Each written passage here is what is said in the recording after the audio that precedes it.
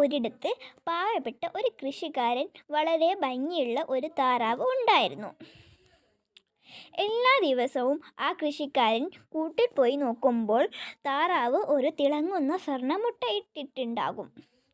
അയാൾ അത് ചന്തയിൽ കൊണ്ടുപോയി വിൽക്കുകയും അങ്ങനെ ധനികനാവുകയും ചെയ്തു. പക്ഷെ ഇത് അധിക നാൾ നീണ്ടു നിന്നില്ല.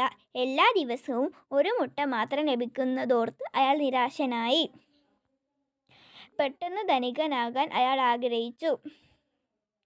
ഒരു ദിവസം പണമൊക്കെ എണ്ണി തിട്ടപ്പെടുത്തി വെച്ച് കഴിഞ്ഞപ്പോൾ അയാൾക്കൊരു ആശയം ഉദിച്ചു.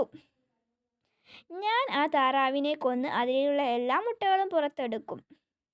അപ്പോൾ എനിക്ക് പെട്ടെന്ന് ധനികനാവാം. അത്യാഗ്രഹനായ മനുഷ്യൻ താറാവിനെ കൊന്ന് അതിൻ്റെ വയറ് തുറന്നു നോക്കി. പക്ഷേ അയാൾക്ക് ഒരു മുട്ട പോലും കിട്ടിയില്ല.